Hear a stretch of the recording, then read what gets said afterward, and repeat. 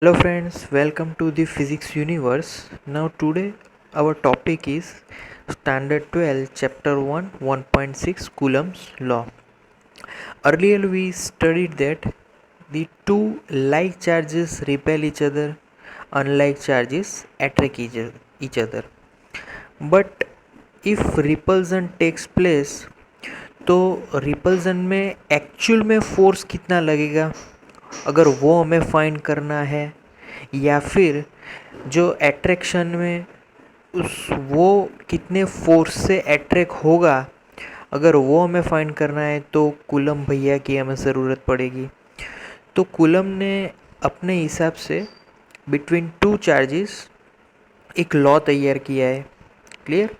तो अगर हमारे पास दो लाइक चार्जेस और आइदर अनलाइक चार्जेस होगा तो फोर्स कितना लगेगा, उसकी जो डेफिनेशन है, उसका जो लॉ है वो कूलम दे दिया है। That's why we called it as Coulomb's law. So the force between means the force is exactly proportional between the two charges is directly proportional to the multiplication of their charges and inversely proportional to the square of the distance between them. So this is nothing but Coulomb's law. Clear? If I remove this proportionality sign, then what happens? Is equal to sign is there, and is equal to sign is with along that k constant. So our k is called proportionality constant. Clear? So Coulomb's law is discovered by the Coulomb. Okay, now if we have two sphere, one sphere have small q charges, suppose one sphere have small q charges, and we bring that two sphere together and made contact with each other. So what happens, one sphere give exactly half amount of its charge to the other sphere. So now both sphere have same charge q by 2 and q by 2. If I repeat this process, means if I have this sphere which contain q by 2 charges and brought in the contact with another sphere which is now neutral, then what happens? Similar, the again we get same amount of charges on both the sphere. Now our amount of charge on both the sphere is q by 4 and q by 4. So each spheres have now same amount of charges q by 4 and q by 4. Okay, now we talk about k, proportionality constant. Why proportionality constant is there? So Coulomb's law is in that equation k is arbitrary. Means how can I determine k? So suppose let us take that charges q1 and q2 are 1 coulomb. The distance between that charges are 1 meter. Then what happens? Put it in this equation, F is equal to k q1 q2 upon r square. So by putting these values in this equation and subject k, that we get F is equal to 9 into 10 raised to 9 Newton. So this is the force between the two charges which contain 1 coulomb and the distance between them is 1 meter. So this is the magnitude of force F. Either it is attractive or repulsive. So now in electrostatics we use units, smaller units like 1 millicoulomb, 1 microcoulomb. Earlier we talk about it. Clear? Now how k is written, means what is the concept behind k? So k is equation, it is k is equal to 1 upon 4 pi epsilon 0. Now what is epsilon 0? Epsilon 0 is called permittivity of free space. मतलब कि जब कभी भी हम लोग free space में दो charges के बीच में अगर फोर्स फाइंड करेंगे तो तब हमें ये इक्वेशन से पूरी कैलकुलेशन करनी पड़ेगी। अब epsilon zero for free space, मतलब permittivity of free space, that value is fixed and that is 8.854 into 10 raised to minus 12 coulomb square newton inverse metre two inverse. तो ये हमारा जो फोर्स की फॉर्मूला हो गई वो फ्री स्पेस के लिए हो गई। जब कभी भी फ्री स्पेस में दो इलेक्ट्रिक चार्जेस के बीच में अगर फोर्स फाइंड करना हो तो ये इक्वेशन हमें कैलकुलेशन करनी पड़ेगी। Okay, clear. Now every force is a vector. So let us study about force is vector. Okay, now if we take two charges that both are like charges are repel each other. So here, by giving direction opposite to these forces, we get to know that these charges are like charges.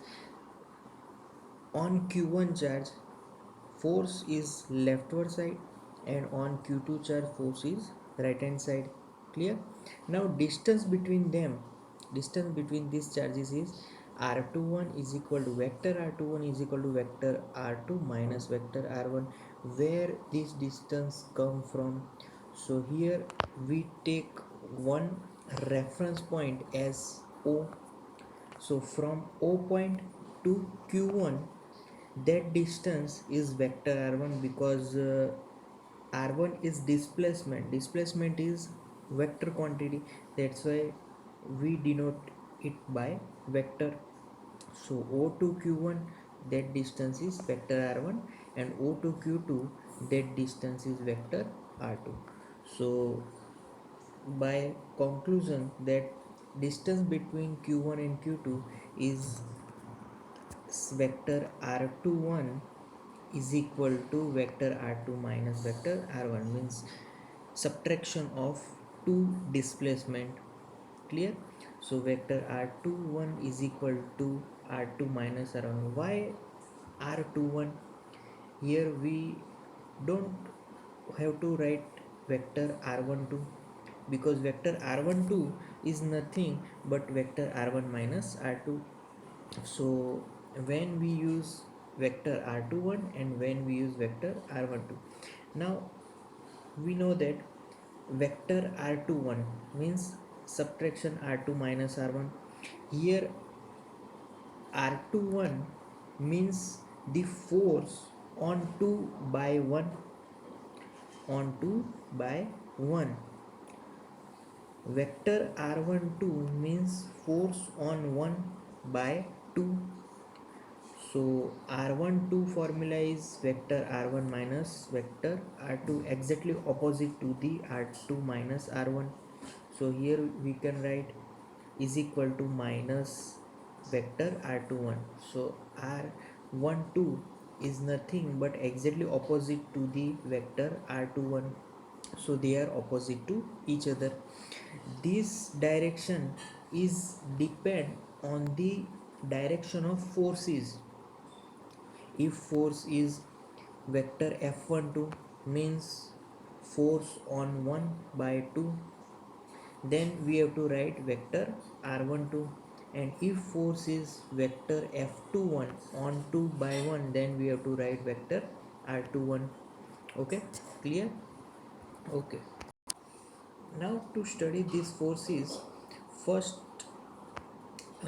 we take an example of two equal charges. Equal charges means q1 q2 greater than 0. Now equal charges means either two positive charge or two negative charge. If we took two negative charge, then they repel each other. So in this condition, always q1 q2 greater than 0.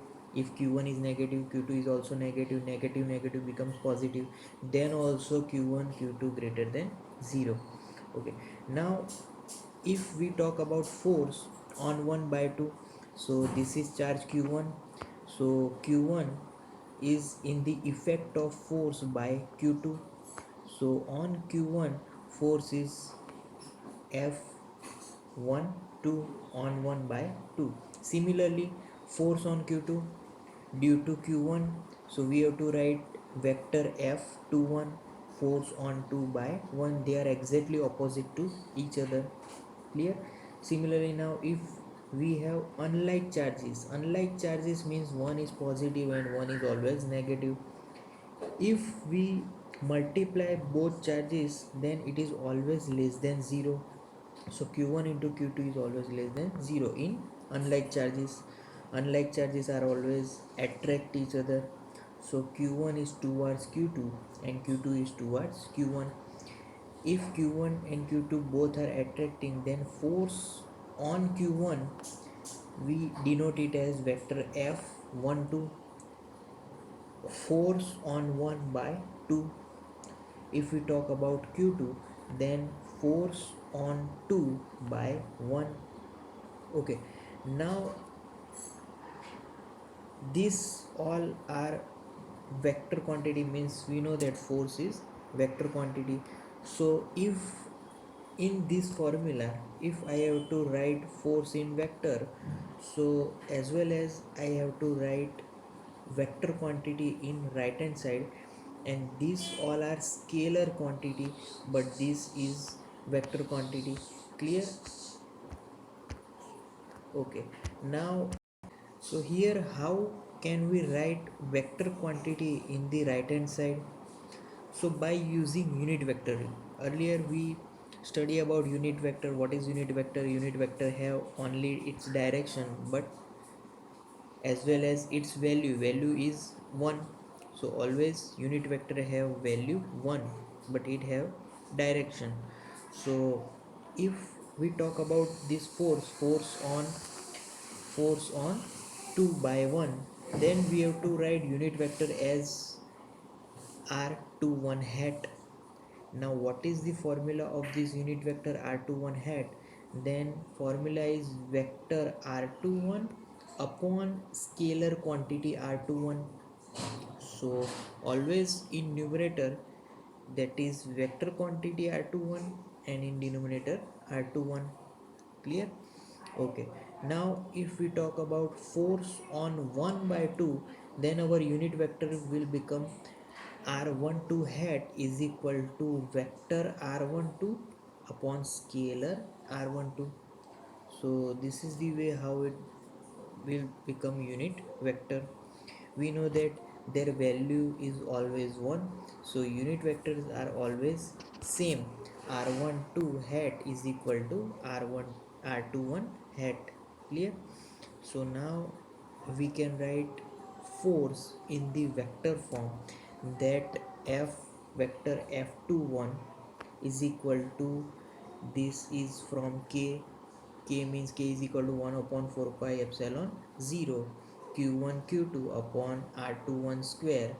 This whole are scalar quantity, but now we have to write vector quantity, because left hand side force is vector quantity. That's why this is unit vector r21 hat. R21 hat earlier we talk about it. Clear? Similarly we can write vector f12 also. What is vector f12? So force on 1 by 2. Similarly vector f12 is equal to k into q1 into q2 upon r12 square. These all are scalar quantity. Now we talk about vector. So vector means r12 hat. So this is unit vector. Unit vector always denotes direction, that's why we have to write it here. So vector f12 is exactly opposite to minus vector f21, because they have opposite direction. So force on 1 by 2 is exactly opposite to the direction of force on 2 by 1. So this is the remembrance of Newton's third law. Newton's third law is nothing but every action it's have own reaction. Clear? So यहाँ पे if F12 is action, तो that is exactly its reaction is F21.